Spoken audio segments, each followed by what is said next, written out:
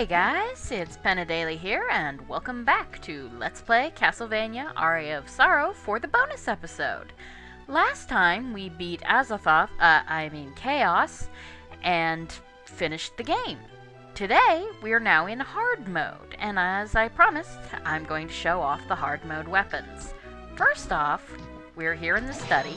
You remember this place. Yep, and you see, of course, how much easier the Cleave Celeste makes things.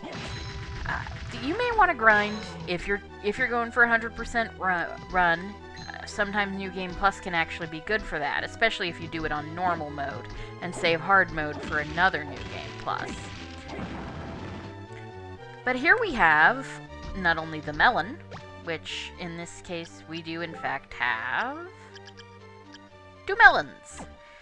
We also have the Kaiser Knuckle, and this is a hard mode only weapon. If you're playing New Game Plus and you've got the Cleave Celeste, it's really not that useful. But boy, it does make mincemeat out of things. There are apparently ways you can get certain things on hard mode. The other thing you can do is even if you don't beat the game, you can actually get the hard mode weapons and then choose to start a New Game Plus after that and set it back to normal. Some people might find that cheating, others might just find it fun. But honestly, you probably have the Cleave Celeste, so it's a fun toy, but not much else. So, ow. That's also, while we were here, on the way here, I got the Blue Crow Soul. Let me show that off, it's kind of amusing. It swoops out and back. It can be useful. And of course, I got some rotten meat. Yeah, a slab of rotting beef. I still like the Order of Ecclesia flavor text, which is your ticket to a brand new echelon of stomach problems. But I'm going to call it here for now, and I will meet you back once I've made it to the clock tower, which is where the next 2 hard mode items are, and really the last 2 hard mode items. So, I will see you then. Hey guys, Daily here, and we're back, obviously, in the clock tower. Now, you may be looking at my HP and thinking, you look suspiciously overleveled for having just gotten to the clock tower. Well, that's true, because the things that I need to get in the clock tower, they are located here, but you can't actually get to them without the giant bat soul. So, let's see. Killer Mantle to kill the golem. Hey, and I got another level up. That's nice. Yeah, I'm actually a little under-leveled because I haven't been exploring the whole castle. Take a look. This is my path. I haven't been exploring the whole castle. I've just been going where I needed to. I didn't even fight Legion, which I probably should have, and will probably go back and do. But, you know, the most important thing right now is that I'm going the wrong way. The most important thing right now is that we're going to go get the 2 hard mode items that are here in the clock tower. And they are extremely useful for at least one of them is extremely useful. I'm not sure how useful the second one will be to me because I got the rare drop of the Demon's Mail. One is a weapon and one is armor. But let's get there and we'll take a look at that. Ignore them. I'm probably going to beat the game again for a couple reasons. One, the boss rush apparently only has... Your only items are things you've gotten in this playthrough. So it doesn't matter that I've got, 5 mana prisms from the previous playthrough if I've picked up nothing. And here we pick up Death's Robe. It's armor. And, it boosts our luck a bit, which would be, and drops our defense. It drops our defense a little. But what Death's Robe is really good for, obviously if you don't have the Demon Mail, it's going to be extremely useful. It is, I believe, better than the Eversing. Well, maybe a little better than the Eversing. the real thing that Death's Robe and this second thing coming up are useful for are soul hunting. If this is one of the reasons why you can, if you should, if you want to get, screw you, if you want to get 100% souls, you should at least start a run, a full, a hard mode run. And there we have the hard mode weapon, and that's Death's Sickle. Let's get back out of bat form first. Okay, so now we equip Death's Sickle. It raises our attack even farther than the Cleve Celeste does, of course. Cleve Celeste does. And it raises our luck. Drops everything else a bit, though. Mostly because, well,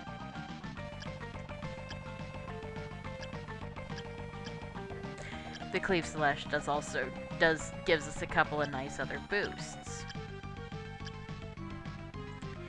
But Death's Sickle, as we said, it does dark damage. Thing is, it's a wonky hitbox. You're not gonna want to use it against Julius.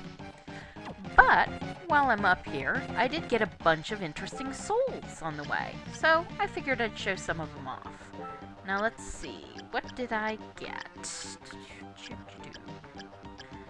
Let's see, oh yes, I got the werewolf soul, so I can show that. Yeah, the werewolf soul does what the werewolf does. It makes a flame along the ground. We'll go up here so I can just keep filling back up. Let's see.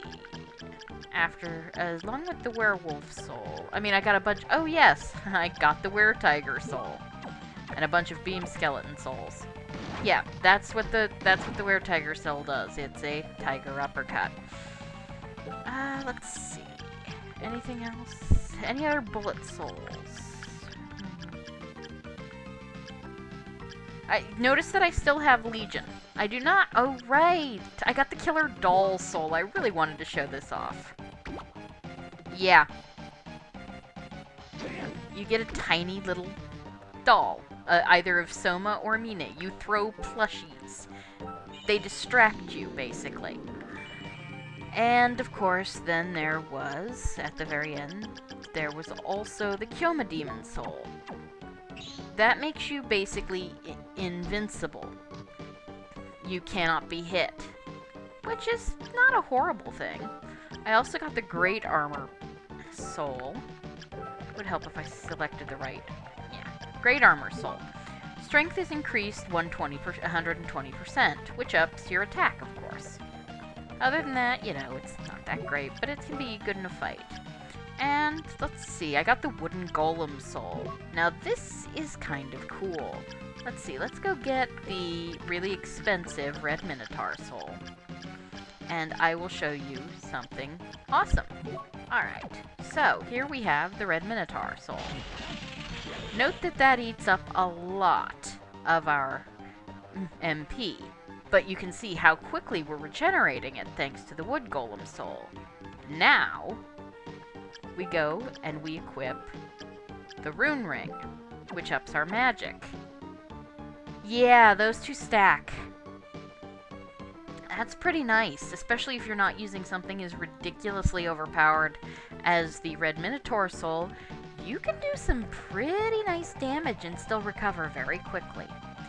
But that's really all of the hard mode exclusive things.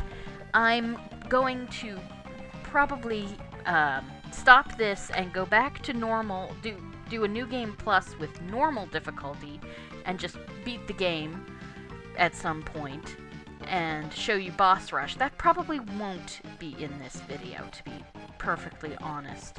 But I will show you the, and at the same time I'll show you the. Actually, you know what? Never mind. I will do it in this video. It's just that the video is going to take a little longer to make. But for now, I will talk to you later, and you have a great day.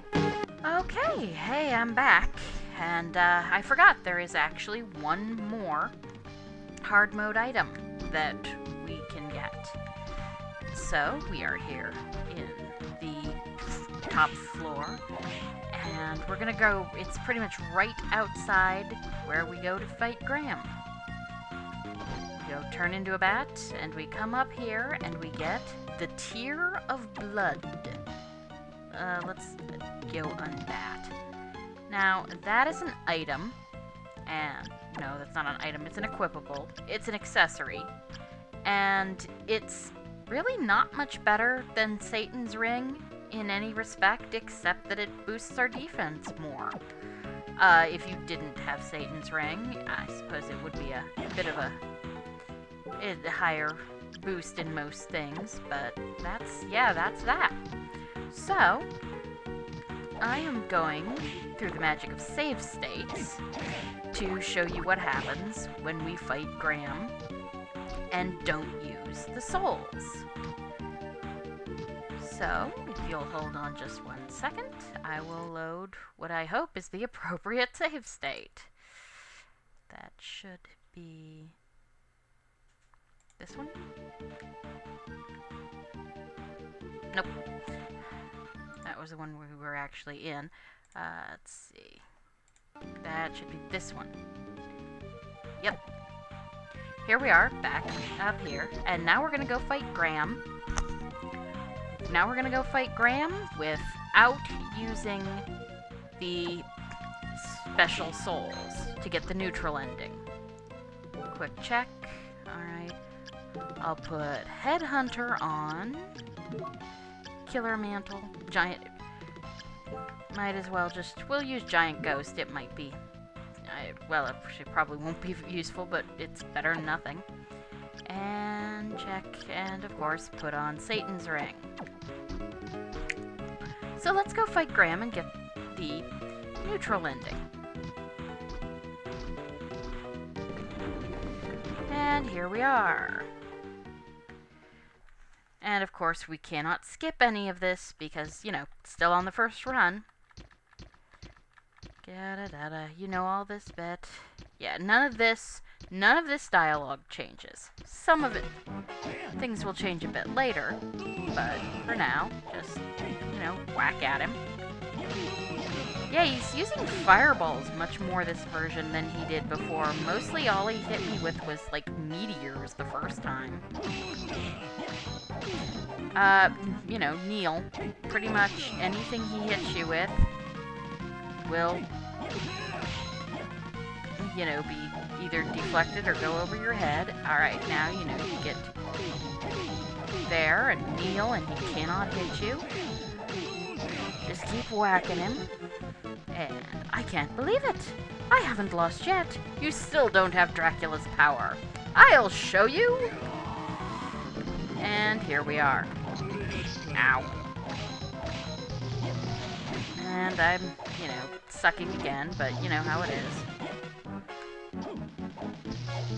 You can, if you want, equip the Dracula souls in this part of the fight, and you will still get the best ending. I'm going to use a super potion because it's not like I'm ever going to come back to this file.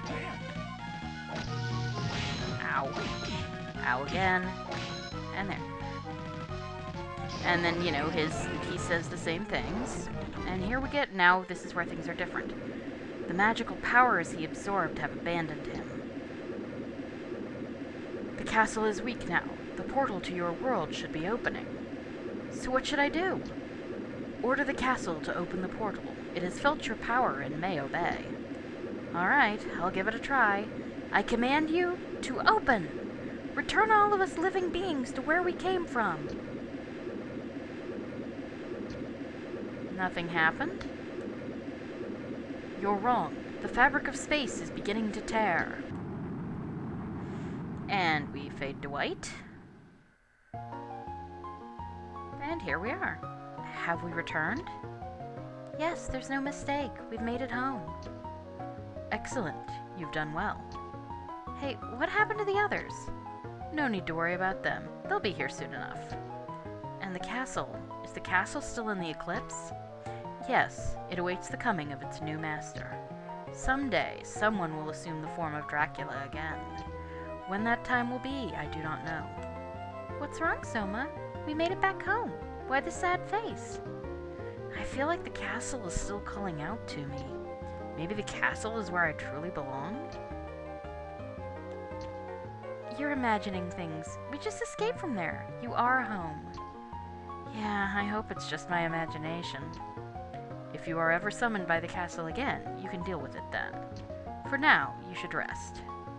Yeah, you're right. Yes. So yeah, we don't get... It's a little unsatisfying, obviously. And we get the credits, which I'm going to fast forward through again and turn down the volume on.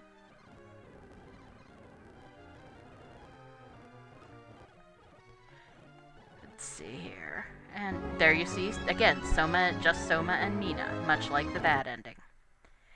And there we are. And then you can go back to the front. And you don't, as you see, get the game starter, the soul trade, but you can enter Julius. So we're going to do that. J U L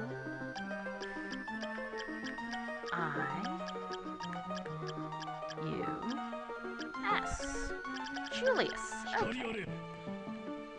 Forget that, but now here we are. As you can see, he is incredibly maneuverable, the most maneuverable Belmont in forever. If you hit L while he's in the air, he does an uppercut. If you hit it while he's on the ground, he does that weird backdash thing he did. And I'm not pushing him in one direction or the other. He just goes one way or the other, back and forth, just as you repeatedly press L. Up and B, of course, is your sub-weapon.